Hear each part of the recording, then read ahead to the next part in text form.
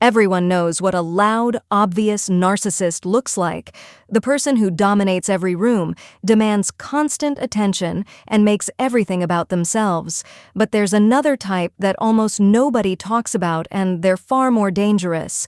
The covert narcissist. They don't announce themselves. They slip under your radar disguised as the quiet one, the sensitive one, the one who seems like they'd never hurt anyone. And by the time you realize what's happening, the damage is already deep. Here are 7 signs you're dealing with one. Sign number 1. They are always the victim. Not sometimes, always.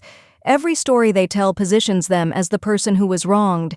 Their boss is unfair, their ex was abusive, their family never understood them, their friends betrayed them. Taken individually, any of these could be true. But when every single relationship in their past ended because the other person was the problem, that's not bad luck. That's a pattern. And you need to pay attention to it, because eventually you will become the next person who wronged them. Sign number 2. They don't attack you directly. They use passive aggression like a weapon. Instead of saying they're angry, they give you the silent treatment for 3 days. Instead of telling you what's wrong, they make a comment that sounds innocent on the surface, but cuts deep underneath. Things like, "No, it's fine, I'm used to being disappointed," or "I guess I just care more about this than you do." If you confront them, they'll say you're overreacting. "You misunderstood. They didn't mean it that way." And now you're the one apologizing for a wound they inflicted. Sign number 3. They use their sensitivity as a shield. This is the hallmark of covert narcissism. They present themselves as deeply sensitive, easily hurt, emotionally fragile. And because of that, you start walking on eggshells.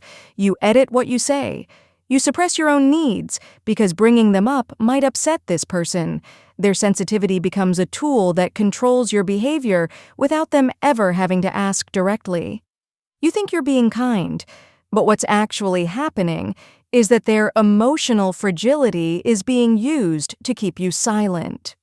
Sign number 4. They can never let you have a moment. You got a promotion. They immediately mention how their job is more stressful. You're excited about a trip. They talk about a better trip they took years ago. You share good news. They find a way to diminish it or redirect the conversation back to themselves. It's never loud or obvious. It's subtle enough that you might not notice it in the moment. But over time, you start feeling like your achievements don't matter, like nothing you do is ever quite enough. That's not accidental. That's the effect they need you to feel. Sign number 5. They give, but they keep score. A covert narcissist will do favors, offer help, and show up when you need them. But none of it is free. Every act of generosity is an entry in an invisible ledger, and they will cash it in when they need something. They'll remind you of everything they've done for you, especially during a conflict. You'll hear things like, "After everything I've done for you, this is how you treat me." The giving was never about you. It was about creating a debt you can never fully repay. Sign number 6. You feel exhausted after spending time with them, but you can't explain why. This is one of the most important signs and the easiest to miss. There's no big fight, no dramatic blow-up, but after every interaction you feel heavy, drained, like something was taken from you, but you can't point to what it was. This happens because covert narcissists engage in constant, low-level emotional extraction. The passive-aggressive comments, the guilt, the subtle competition, the walking on eggshells. None of it is big enough to call out individually, but together it creates a constant drain on your emotional energy. Sign number 7. You start doubting your own perception. This is where it gets dangerous. After months or years of being told you're too sensitive, you misunderstood, that never happened, or you're making a big deal out of nothing, you begin to question yourself. Maybe I am overreacting. Maybe I am the problem. That self-doubt is not a flaw in you. It's the intended result of prolonged exposure to covert narcissistic behavior.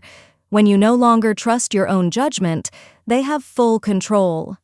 So what do you do if you recognize these signs? The most important thing to understand is that you cannot fix a covert narcissist by being more patient, more understanding, or more loving. That instinct to try harder is exactly what keeps you trapped. The first step is to trust your own experience. If you consistently feel drained, confused, or like you're always the one apologizing, that information matters more than their words.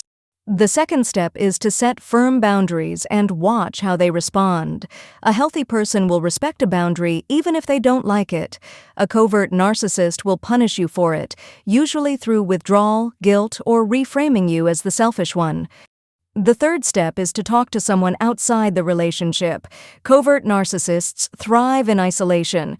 The more people you have reflecting reality back to you, the harder it is for them to distort it. You're not crazy. You're not too sensitive.